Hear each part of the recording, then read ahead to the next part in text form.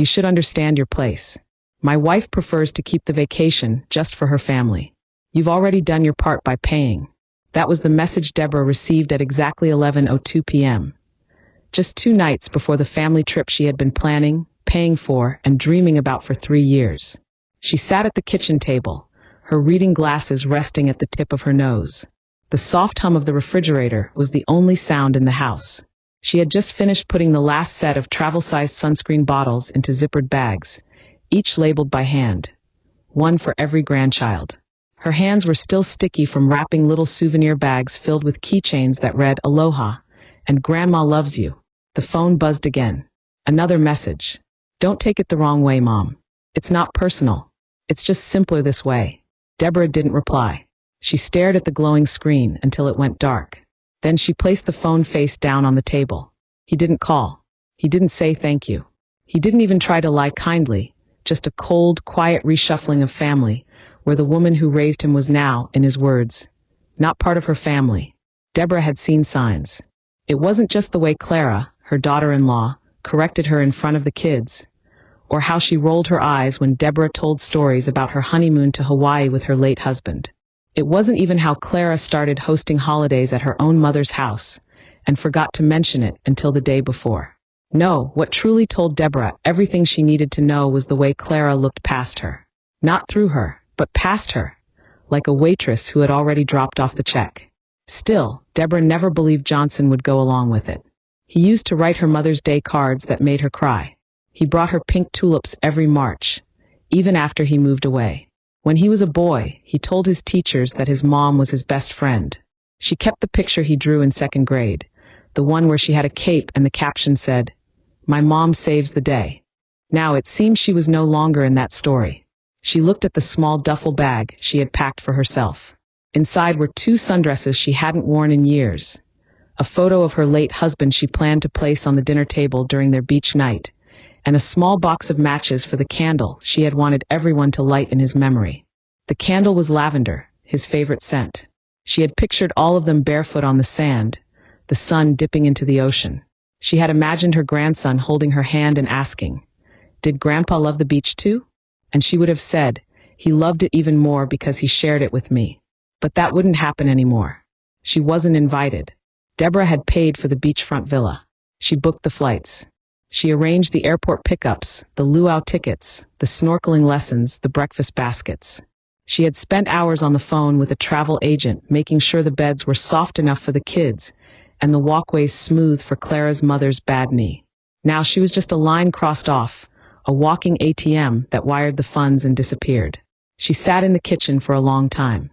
The clock ticked toward midnight. The house stayed dark. She didn't bother turning on the light.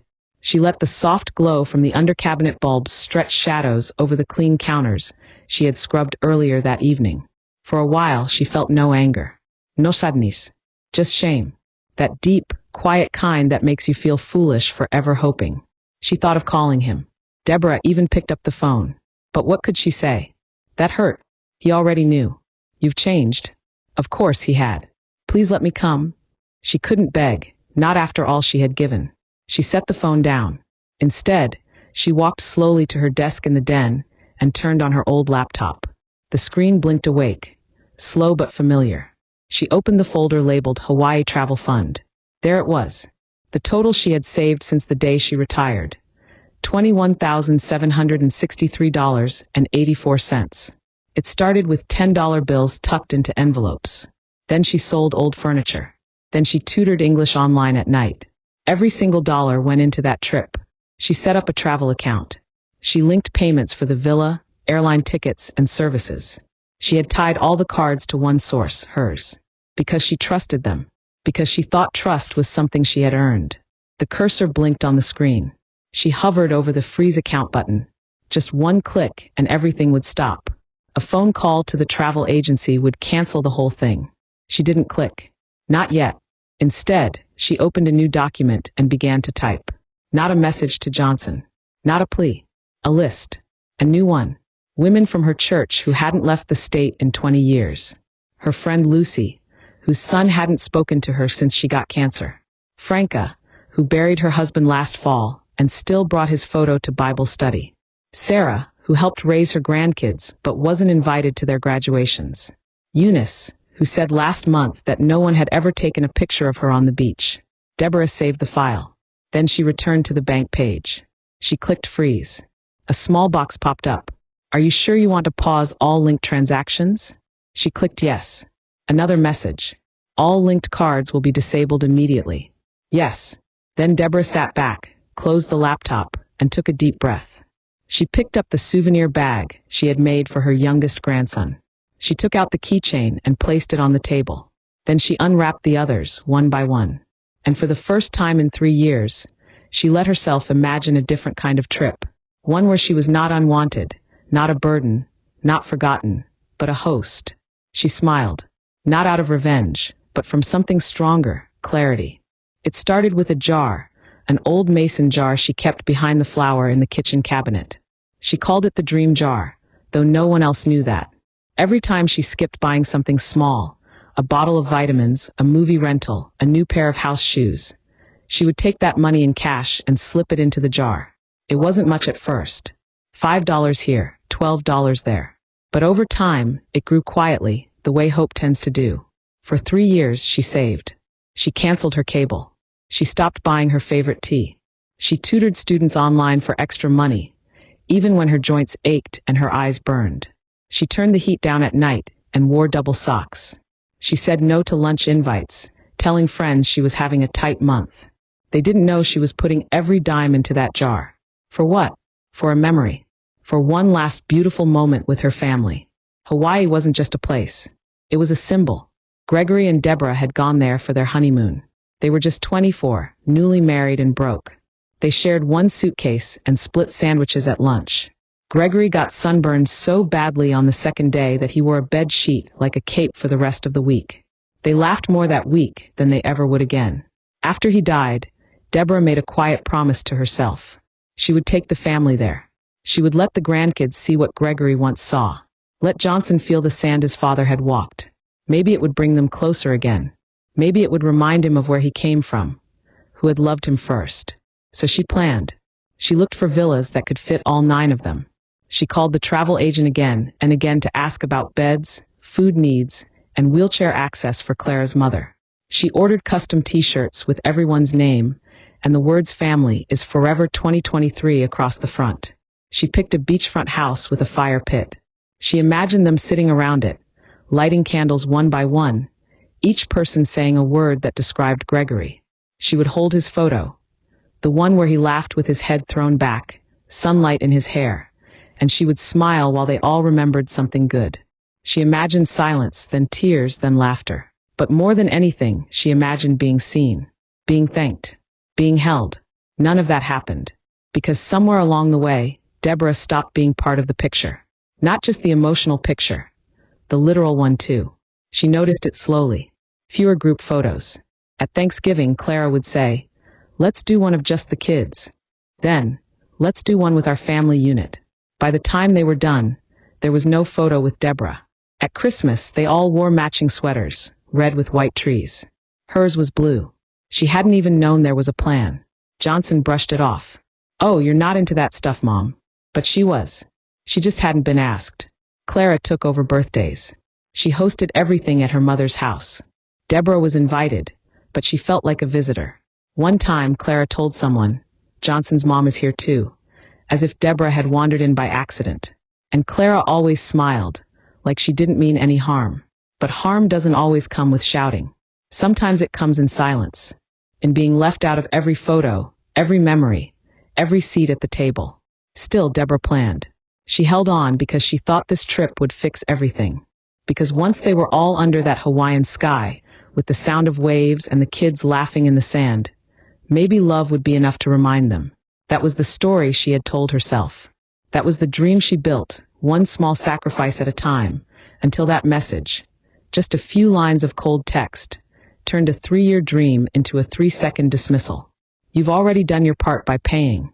Suddenly, every skipped tea, every cold night, every tutoring hour spent squinting at a screen, it all felt foolish. She hadn't been building a bridge. She had built a pedestal, one they never meant to stand on. She thought of the candles she had packed. of the moment she pictured them all holding hands by the fire. But the truth hit her hard, like a wave crashing against stone. They didn't want her stories. They didn't want her memories. They just wanted her money. And now that they had it, they wanted her gone. That night, Deborah walked to the closet and unpacked her small bag. She placed the lavender candle on the table next to Gregory's photo. Then she sat quietly and asked herself a question no mother should ever have to ask. When did I become a burden in the family I built? The morning after the text, she woke earlier than usual. Not because she had somewhere to go. She couldn't sleep. His words kept ringing in her head. Not his voice, just the words. Cold. Typed. Delivered through a screen. You've already done your part by paying. She moved through the house like a shadow, folding the same blanket twice, straightening frames that were already straight, wiping a clean kitchen counter. The silence followed her everywhere. It clung to the walls. It pressed into her chest. Later that afternoon, Deborah opened her email to check a grocery receipt. That was when she saw it. Subject: Final Attorney, How a Family Passage, sent from the travel agency. She clicked it without thinking. It was a full breakdown of the trip. Flight schedules, villa check-in times, excursions, dinner reservations, rental car pickups. Everything she had worked so hard to organize. Deborah scrolled slowly, her eyes searching for confirmation of what she already feared but hadn't wanted to face. There were 8 names. Johnson Clara, their 2 kids, Clara's parents, Clara's sister, and Clara's sister's boyfriend. Not hers. Not mom. Not Deborah. Not anywhere. 8 plane tickets. 8 lay greeting passes. 8 guests registered at the villa. She was not one of them. Deborah stared at the screen, her hand frozen over the mouse. Then she zoomed in, hoping maybe it was a mistake. Maybe she was listed under guest 9. Maybe they had added her separately. Maybe. But there were no other attachments. No extra bookings. No separate confirmation. Just 8. She sat there for a long moment. Then she gently closed the laptop, like it might break if she moved too fast. That evening, Clara called. Not Johnson. Clara. Her voice was overly cheerful. We're just finishing up packing, she chirped. Hope everything's all set on your end money-wise. I think the final payment hits tomorrow, right? Deborah didn't answer right away. Then she asked softly, Is there anything you need me to bring? A pause. A sharp, awkward silence. Bring, Clara repeated. Oh no, you don't need to bring anything. Deborah pushed gently. Just wondering if I should pack any games for the kids or snacks for the flight. I know sometimes they get motion sick. Clara cut her off, still smiling, but there was steel in her voice now. Deborah, we've got it all handled. You really don't need to worry. In fact, we were thinking, it might be best if you took this trip to rest. Stay home.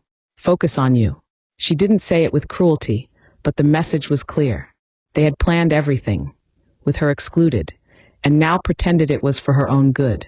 After the call ended, Deborah stood in her kitchen, staring out the window at the bird bath Gregory had installed 20 years ago. The water was still, not a ripple, just like her. Not angry, not shocked, just still. She walked to the closet, pulled down a small fireproof lockbox, and opened it. Inside were the documents she had saved since the day she opened the travel fund. It was the account she had created, the one she had funded, the one linked to every single booking. She flipped through the papers. There it was written clearly. Account holder, Deborah Rose Monroe. Authorized users, none. No co-signers. No shared ownership. No alternate access. Deborah sat down and opened her banking app. There it was again. Travel fund, $21,763.84. 84 cents. Status active. Linked cards 6. Primary billing owner me. That's when she started to think about how easily they had erased her. How confident they were. How they spent her money like it belonged to them. And tossed aside her presence like it was a problem. She was never meant to go. They just needed her money. It had never been their vacation. It was a transaction. And Deborah had been the bank. But the thing about banks is, they can close. She didn't make any decisions that night. Instead, she turned off her phone, made herself a cup of peppermint tea, and sat quietly with it. She let herself feel everything. Not just the hurt, but the clarity. They hadn't forgotten her. They had removed her. And worse, they thought she wouldn't notice. They assumed she was too passive, too old, too thankful for scraps to speak up.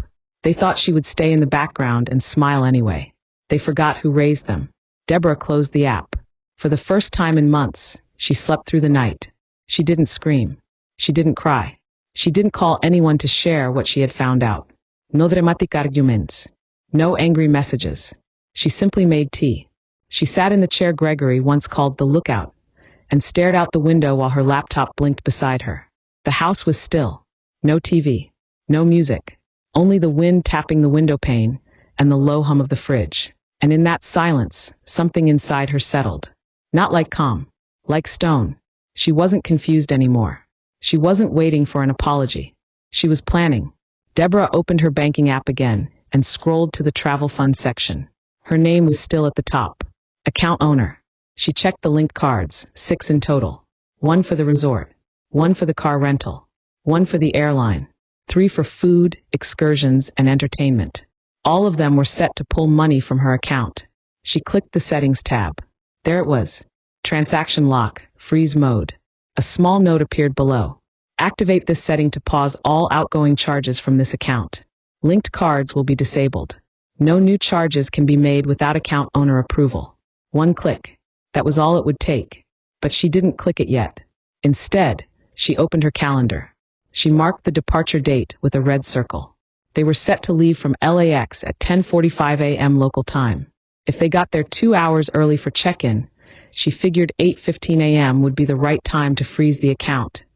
Just as they were standing in line, sure that everything had been paid for. That would be the moment the card stopped working. But only if she said nothing. Only if she stayed silent long enough. Still, she didn't click.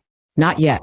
Because once you stop playing the role people give you, the sweet mother, the generous grandmother, the quiet helper who never asks for anything back, there is no going back to that mask. And she wanted to be sure. So she gave them one last chance. Just one. Deborah sent a message to Johnson. It was simple, soft, just like her. Let me know if you'd like any help with the kids' bags or snacks before the trip. I can bring some extra motion sickness bands for Sophia. No reply. An hour passed. Then 2. She could see that the message had been read. Still nothing. No thank you. No kind word. No, we appreciate you. Just silence. That was when Deborah knew there had been no misunderstanding. This wasn't about miscommunication, forgetfulness, or even Clara's preferences. This was about entitlement. About the quiet cruelty of people who believe love is a one-way transaction. She had become the vault, and they were cashing out. But not anymore. Deborah returned to her banking app. Her finger hovered again. Then, without hesitation, she clicked. The icon turned blue. The message changed. Freeze mode activated. All transactions are now paused. Manual authorization required to resume. Done. She stared at the screen, letting it all sink in. There would be no alert sent to them, no warning, no heads up. They would find out the way she had found out she wasn't invited, in the most silent, undeniable way possible. Deborah leaned back in her chair, took a sip of her peppermint tea, and exhaled. It wasn't revenge. It was reality. A reality they chose. But that didn't mean she had to keep paying for it. For the next 48 hours, Deborah said nothing. When Clara posted a photo of matching beach hats on social media, she didn't comment. When Johnson texted the family group chat a final, ready for takeoff, message, she didn't respond. When her youngest granddaughter sent a voice note saying, "Grandma, we're going to see sea turtles," Deborah saved it, pressed it gently to her heart, and whispered, "I'm sorry, baby. But someone had to teach your parents the value of presence." Then she turned back to her laptop and opened a new spreadsheet. This time it wasn't for them. It was for her. She titled it, "Those Who Deserve to Be Seen." At the top she wrote, Lucy, Eunice, Franca, Sarah, Martha, Judith. Each one a woman like her. Overlooked. Underestimated. Overused. And under each name, she began writing what a vacation could look like. Not as a reward, but as restoration. Not out of pity, but out of power. Because if Deborah was going to hold the checkbook, then she would decide who was worth the trip. That night, she slept with the window open. The wind whispered like a secret that had finally been spoken. They had their bags packed. They had their boarding passes printed. They believed the only thing left was the flight. But flights need more than fuel. They run on trust. And they had none left with her. They left for the airport with matching luggage, straw hats, and that soft, smug energy people wear when they believe everything is going exactly according to their plan. Clara posted a photo on Instagram from the backseat of the Uber. Kids grinning, Johnson flashing a peace sign. Her caption read, "Off to paradise. Family only." That last part cut like glass. Deborah saw it while sitting at her kitchen table, sipping coffee from the chipped mug she had owned since before Johnson was born. The same mug he used when he once brought her breakfast in bed at 9 years old. She didn't like what she felt, but she didn't look away. She watched their story unfold frame by frame. At the airport, at check-in, at the gate, luggage stacked high, kids jumping. Clara's mother posed beside the airline sign like it was a red carpet. 8 smiles. No seat for Deborah. Then the message came in. From Johnson. "Hey, getting weird error at check-in. Can you check the travel account real quick?" She didn't reply. 5 minutes passed. Then another. "Mom, they're saying the card was declined multiple times. You see anything on your end?" Still, she said nothing. Then the calls started. At first, one every 10 minutes. Then every 5. Then one after another. Voicemails followed. "Mom, it's me. Just give me a quick call, please. I'm not sure what's going on, but we can't get the rental confirmed. It says funds unavailable. Can you look? Mom, please. The kids are freaking out. Just tell me if something happened to the account." She kept the phone face down. The clock read 8:27 a.m. The flight was scheduled for 10:45 a.m. She pictured them standing at the counter, scanning and rescanning the plastic cards. Clara growing more frantic with each beep of denial. Her parents whispering sharp questions. Johnson sweating, trying to stay calm. Then a voicemail came in with a different tone. A low, urgent whisper. "Mom, I don't know what you did, but if this is about the text, can we please talk? No epalegi. No admission. Just a request. To talk now that everything was falling apart." Still, Deborah said nothing. Next came an email from the resort. Not to her phone, but straight to her inbox. Subject: Booking cancellation request confirmed. Dear Miss Monroe, we have processed the requested cancellation of your villa booking. Due to the account freeze, associated charges have been reversed. As per your authority as the sole account holder, no further action is required. We hope to welcome you in the future. Deborah read it once, then twice. Then finally she allowed herself a small breath, half bitter, half free. They would not be welcomed. Not there. Not now. Maybe not ever. At 10:40 a.m., another message came in from Johnson. "We're boarding. Call me. Please." She didn't call. They took off without a place to land. Because money only guarantees something when it's backed by trust. And they had broken hers. By noon, Deborah had more than 50 missed calls, from Johnson, Clara, even Clara's mother. She didn't listen to any more voicemails. Instead, she went for a walk. The air was warm. Birds were chirping. A neighbor waved and asked if she was going anywhere for spring break. Deborah smiled and said, "Not yet, but soon." When she got back home, the phone had stopped ringing. Instead, there was one new message. "Look, if this was about what we said, maybe we messed up. Okay, I don't know. Things got twisted. But the kids are here. They're excited.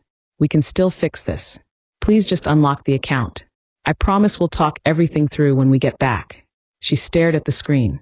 They wanted the vacation, but wanted to postpone the apology. They wanted forgiveness without truth.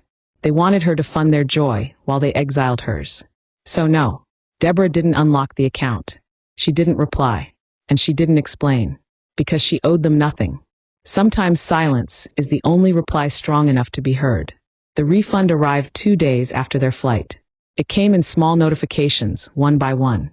First the resort, then the rental car company, the airline taxes and fees, the tour packages, the private chef deposit, the lays, the luau, the snorkeling excursion, all returned.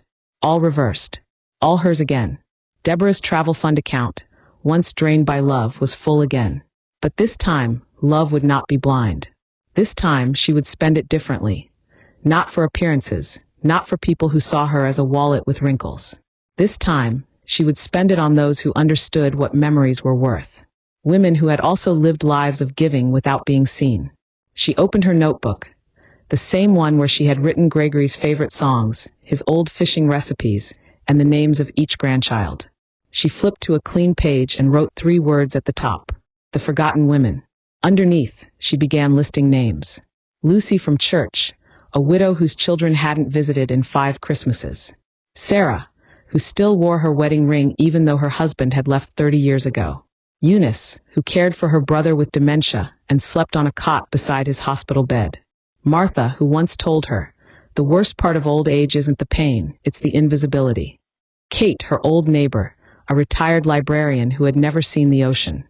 And Monica, who once gave Deborah a ride to the clinic when she twisted her ankle and never let her repay the favor. She made 6 phone calls. Each conversation started the same way. Hesitant hellos, followed by stunned silence, then disbelief. "You want to take me where?" "Hawaii, dear. For 1 week." "No cut. No cut." "But why me?" "Because someone should. Because you matter." Deborah made all the bookings under her own name this time. 1 villa. 6 women. 7 days. No tags. No hashtags. No family-only captions. She called the travel agent and gave her the new names. She requested separate beds and 1 large table big enough for all of them to sit around each night. Then she went to the box under her bed. Inside was the photo of Gregory she had once planned to place at the head of their family table. His smile still strong, still mischievous, still hers. She had the photo enlarged and framed, not in gold, but in soft walnut. The kind of wood that grows darker and more beautiful with time. She wrapped it in bubble wrap and placed it gently in her suitcase. When they arrived at the villa, a quiet house perched above the ocean, where palm trees swayed like dancers and salt kissed your skin before you knew it, Deborah walked through the door and placed the photo on the dining table. No one questioned it. No one asked her to move it. That night, they all sat under hanging lights, the sound of waves coming through the open doors. Lucy wore a bright scarf and kept refilling everyone's wine. Eunice raised her glass and toasted, "To finally being somewhere I don't have to clean after." Sarah cried when she saw the view from her window. They didn't talk about who had forgotten them. They talked about who they remembered. They didn't compare wounds. They showed each other the strength behind them. And Gregory, her Gregory, watched from the center of the table, his smile never fading. Each night, they lit 1 candle beside his photo. Each woman shared 1 thing she wished someone had told her when she was 30. "I see you. You're allowed to rest. You don't have to earn love. Your story matters. You are not a burden. You are never invisible." On the last night, they walked along the shore in silence. The stars looked close enough to reach. The water curled around their ankles.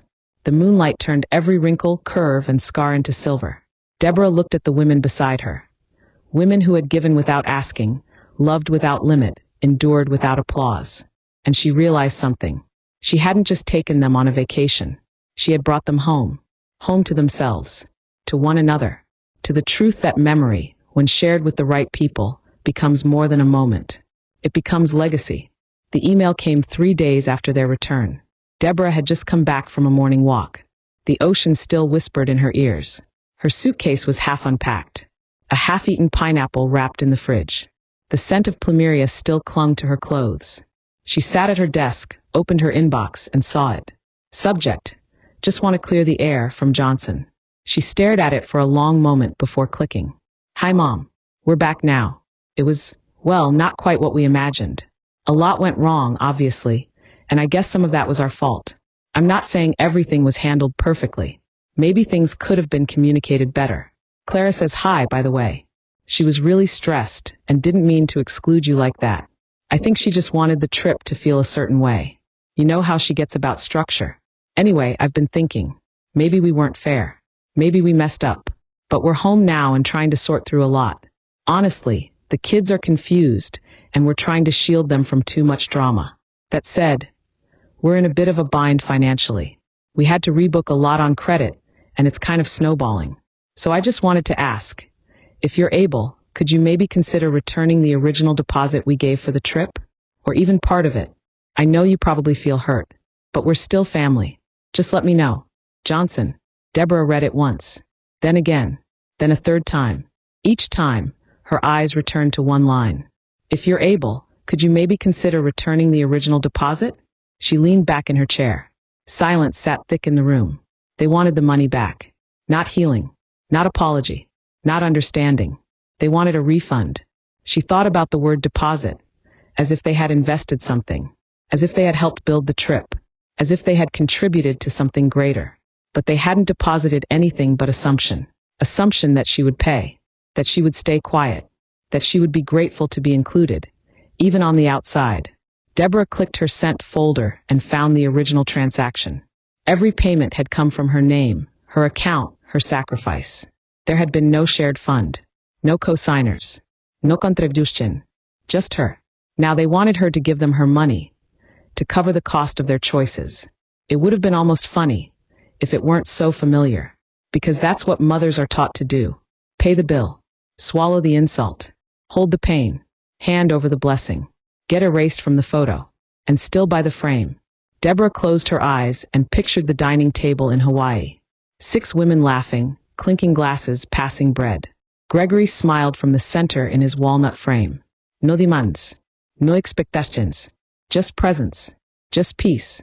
Then she thought of Johnson's email, the absence of a real apology, the presence of excuses, the convenient mention of Clara's stress, and the vague suggestion that she should simply understand.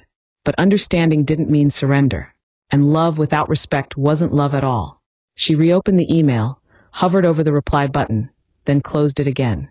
There was nothing she needed to say, because if someone needed an explanation for why she wouldn't refund betrayal, they never deserved an explanation in the first place. Deborah shut the laptop and walked to the kitchen. She poured a glass of iced tea and looked out the window. A bird dipped low across the yard, brushing past the wind chime Gregory had bought for their 35th anniversary. It sang a single, soft note, light as memory, and she smiled. She hadn't received a real apology, but she no longer needed one. She had something better. She had clarity, and she had kept what was hers. Later, she sat on the beach with her toes buried in the warm, forgiving sand, watching the tide roll in like breath itself. The sky was painted pink, the kind of pink that only appears on postcards or in memories you thought you'd forgotten. Behind her, the villa glowed with the soft sounds of women laughing. Not loudly, not for show, but in that full, gentle way that comes from somewhere deep, somewhere healing. Sarah was telling a story about taking the wrong bus and ending up 3 towns away from her wedding rehearsal. Lucy was trying to teach Eunice how to hula with a flower tucked behind her ear. Monica was humming an old lullaby under her breath. And Martha, sweet Martha, was writing a postcard to herself, addressed to a home no one had written to in over 10 years. Deborah watched them and thought, this is what family looks like when no one's trying to impress each other. Just presence, just joy, just permission to be. It had taken her a long time to understand that love didn't come in volume. It came in consistency, in showing up, in listening, in choosing someone, even when they were no longer convenient. That night after dinner, they all gathered outside on the patio. Deborah pulled out the candle. Lavender, the last one. She had brought 7.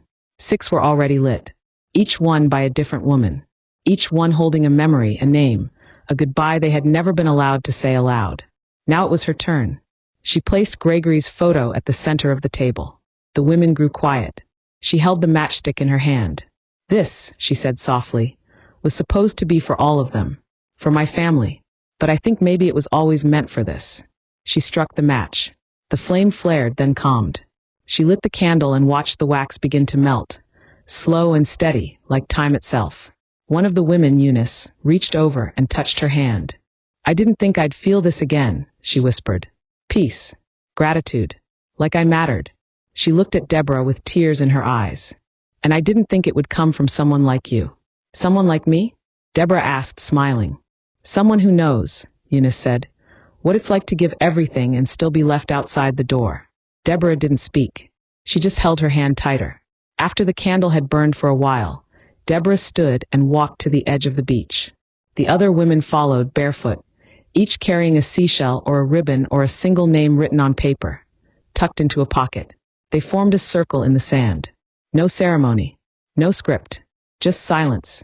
And then Deborah said it, not to them, not even to Gregory, but to the part of herself that had needed it most. I'm not sad anymore. Because she wasn't. She wasn't angry either. She wasn't waiting for Johnson to call. She wasn't hoping Clara would realize what she had done. She wasn't holding out for some dramatic reunion where everyone finally understood how much she had carried. She had stopped carrying it. And for the first time in decades, Deborah felt light. She thought about that email, that pathetic, calculated attempt to turn apology into negotiation. She thought about all the years she had spent trying to be enough for people who only saw her when they needed something. And she smiled.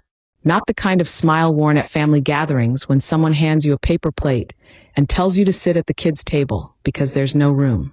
No, this was the kind of smile that comes when you finally realize you were never the problem.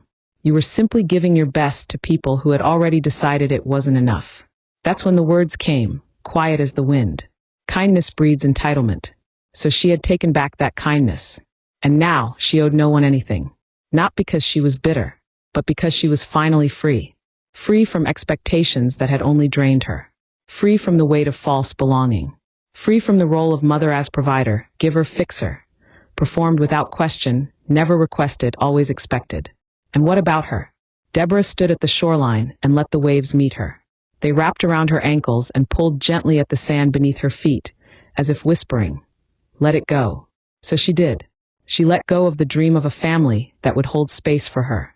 She let go of the house she helped build, but was never welcomed in. She let go of the quiet, endless reaching for approval she had already earned 1,000 times over. And what remained was this: a handful of women, a glowing villa behind them, a husband's smile, frozen in a photo, and a heart, finally, no longer begging to be seen. Deborah turned back and looked at them, her chosen family, and thought, I was never left behind. I simply found the ones who were walking my way.